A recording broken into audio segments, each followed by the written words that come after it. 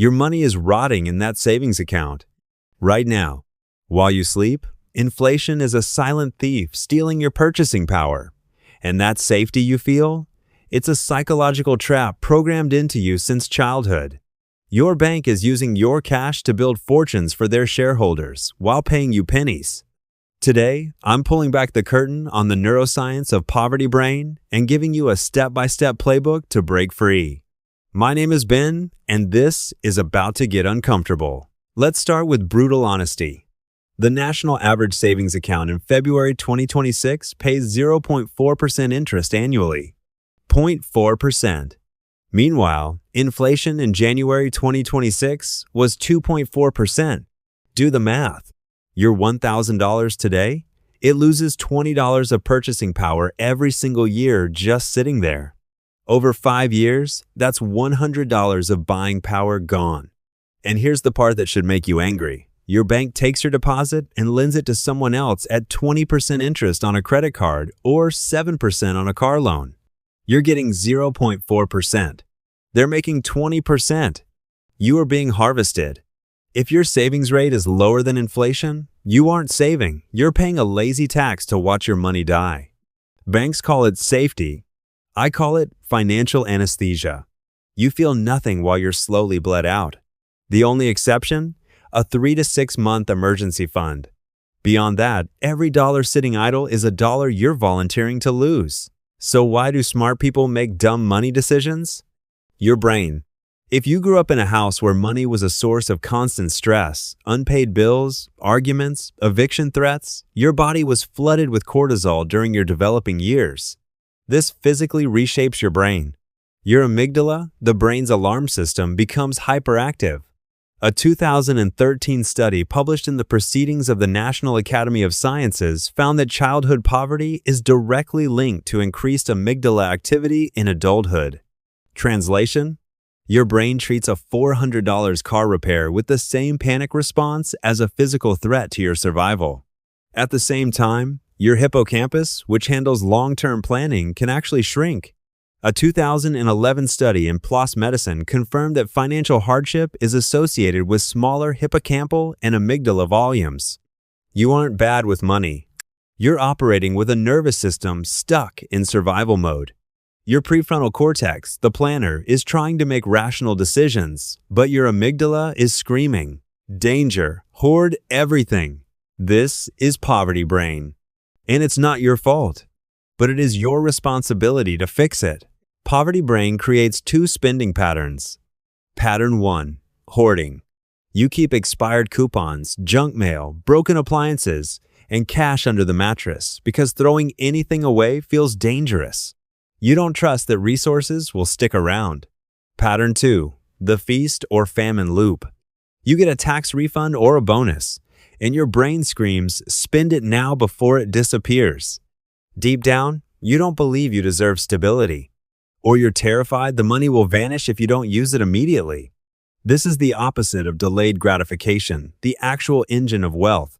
Behavioral economists call this hyperbolic discounting. You overvalue immediate rewards and undervalue future gains. Pause. Think about the last time you got unexpected money. Did you invest it? Or did you treat yourself to prove you weren't broke? Be honest. That's your poverty brain protecting you from a threat that no longer exists. Here's what safety actually cost you. Let's say you're 25 years old. You decide to keep an extra $300 a month in your savings account instead of investing it in a simple index fund. You feel safe. You can see the number. But over 30 years, here's what happens. At 0.4% in a savings account, that $300 a month grows to $114,727. At 8%, a conservative estimate based on the S&P 500's historical 30-year average of 10.3% as of 2025, that same $300 a month grows to $447,108. The difference? $332,381. You are trading $350,000 for the emotional comfort of seeing a static number in your bank app. That's the opportunity cost of safety. And here's the kicker. The stock market isn't the risk. Not participating is the risk. Inflation is guaranteed to take a bite every single year. The S&P 500 has delivered positive returns in 32 out of the last 40 years. You're choosing the certainty of loss over the probability of gain. That's not safety. That's fear disguised as prudence. Psychologists Daniel Kahneman and Amos Tversky discovered something critical in their research on loss aversion. The pain of losing money is twice as powerful as the joy of gaining it. Twice. When you think about investing, your brain doesn't see future wealth. It sees losing $1,000 today. This is why people hold losing investments too long. They can't bear to lock in the pain. It's also why they hoard cash. Your amygdala is screaming, if we don't invest it, we can't lose it. But you are losing it to inflation every single year. Multiple studies from 2011 to 2017 published in PLOS Medicine and the Journal of Neuroscience confirm that financial hardship and loss aversion are deeply wired into the amygdala. You're not choosing safety. You're choosing the illusion of control while your purchasing power bleeds out. This is the mattress trap. You think you're protecting yourself. You're actually guaranteeing failure. To break free, you don't need a better budget. You need a new identity. If you see yourself as a survivor, you will always be one paycheck away from disaster because your brain is optimized for that state. But if you shift your identity to a strategic owner, you start seeing dollars as employees that work for you. Wealthy people don't have better willpower. They have a different identity. A friend of mine who owns multiple rental properties once told me, "I'm just not someone who spends money on stupid stuff." It wasn't a struggle. It was who he was. You become an investor by investing, even just $10. You prove to your brain that you are someone who values long-term security over short-term comfort. Pause. Open your bank app right now. Check your net worth. Not your salary, your net worth. Assets minus liabilities. That is the only scoreboard that matters. If that number hasn't moved in a year, your identity is still survivor. And you will stay stuck until you change it. Here's your step-by-step poverty brain reprogramming protocol. Step 1. The $1,000 fortress. Save exactly $1,000 in cash. Not $5,000. Not $10,000. $1,000. This turns catastrophes into inconveniences. It's your middle finger to the system. Step 2. The bleeding audit. Open your bank statement. Hunt down every subscription, fee, and recurring charge draining your account. Circle them in red. Cancel the ones that don't actively improve your life. Step 3. Automate your freedom. Set up an automatic transfer to a brokerage account the day after you get paid. If you never see the money, you won't feel the pain of losing it to savings.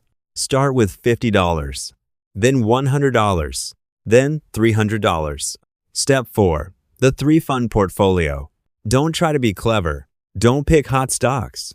Put your money into broad market index funds, S&P 500, total U.S. stock market, or a target date fund. Let compound interest do the heavy lifting for the next 20 years. Step 5. Define enough. If you don't have an enough threshold, you will spend your life moving the goalposts, sacrificing your freedom for things that feel normal in 90 days. Write down your number, the amount that would make you feel secure, then work backward to build the system that gets you there. Your future self is either going to thank you for your discipline today or wonder why you kept following the herd. Real wealth isn't the newest car or looking rich on Instagram. It's the invisible money, the accounts nobody sees, and the peace of mind that comes with knowing you have options. Stop hoarding the seeds of your wealth. Start planting them. Every dollar you invest today is a brick in the wall of your future fortress. I'll see you in the next one. If you've ever felt that poverty brain anxiety, smash the like button and subscribe to join a community of people learning to think like owners instead of consumers.